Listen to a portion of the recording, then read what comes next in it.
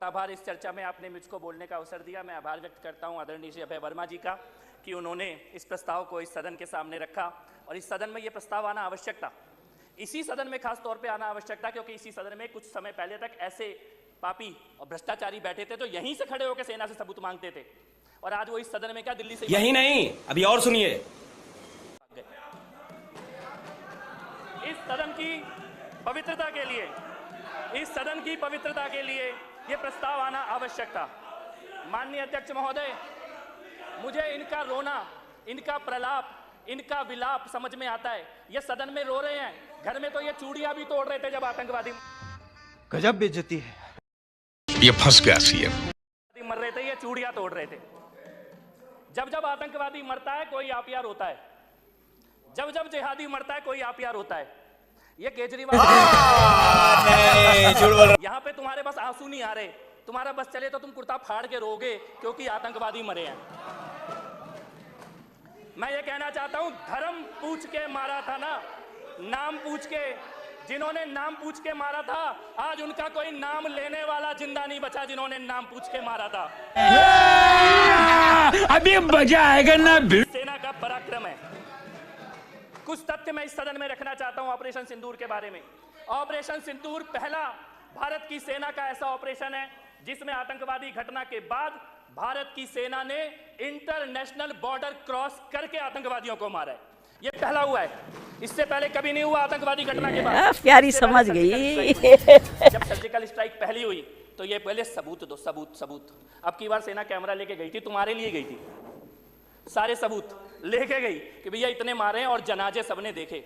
मुझे अच्छा लगा नेता विपक्ष ने बोला कि घर में घुस के मारा है। अब की बार तुम्हें मानना पड़ता, सबूत मानने लायक नहीं बचे, सबूत मानने लायक नहीं बचे। जनता ने उठा के बाहर फेंक दिया सबूत मानने वालों को, इसलिए तुम्हें माना। दूसरा बड़ा चीज, पहली बार दुनिया की अकेली सेना है, एक एटॉमिक पावर के एयरबेस को उड़ाने वाली एकमात्र सेना भारत की सेना है। इसके अलावा आज तक दुनिया में किसी सेना ने यह काम नहीं किया।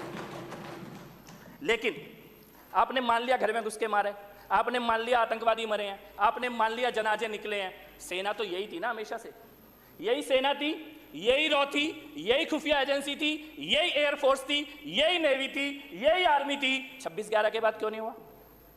आज प्रधानमंत्री यहाँ आए थे लेकिन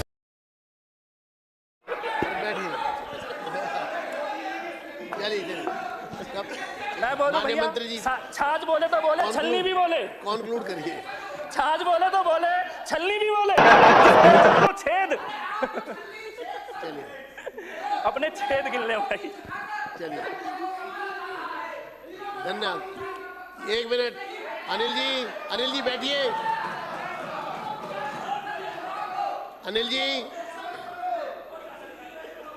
चलिए, कॉन्क्लूड करिए। मैं तो बस इतना ही कहना चाहता हूँ, छाछ बोले तो बोले, छलनी भी बोले, जिसमें हजारों छेद। धन्यवाद। बहुत बहुत आभार अध्यक्ष महोदय, इस सदन में बोलने का मौका देने के लिए। इस प्रस्ताव का समर्थन करता हूँ। माननीय मुख्यमंत्री श्री रेखा गुप्ता।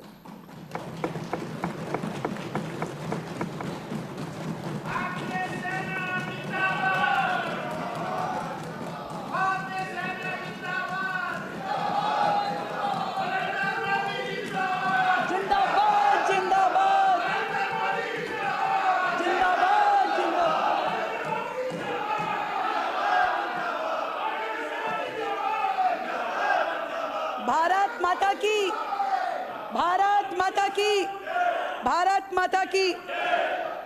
अध्यक्ष महोदय, एक बार भारत की सारी विपक्षी पार्टियों ने मिलकर के एक गठबंधन बनाया, उसका नाम रखा इंडिया। नाम तो इंडिया रखा, परंतु यदि आंख बंद करके उन्हें सुने तो ऐसा पता ही नहीं चलता कि वो स्पोक्स पर्सन इंडिया के हैं कि पाकिस्तान के हैं। उनका माउथपीस भारत के लिए बात कर रहा है क्या अमेरिका की बात कर रहे हैं? ऐसे जितने लोग हैं, जब संसद में चर्चा हुई तो जोर जोर से चिल्लाए, ऑपरेशन सिंदूर पे बहुत सारे प्रश्न उठाए। उनके लिए काका हाथरसी ने एक कविता लिखी है, नाम और रूप का भेद। तो उन्होंने लिखा कि नाम मिला कुछ और तो शक्ल अकल कुछ और, नाम मिला कुछ और तो शक्ल अकल कुछ और, शक्ल अकल कुछ और। बेच रहे कोयला लाला हीरा लाल, सूखे गंगा राम, सूखे मक्खन लाल। अरे सूखे मक्खन लाल झींकती माँ और दीदी, समझ रहे ना, माँ और दीदी कि निकले बेटा आसाराम, कितने निराशावादी जिनको अपनी देश के सेना के वक्तव्य पे विश्वास नहीं, जिनको अपने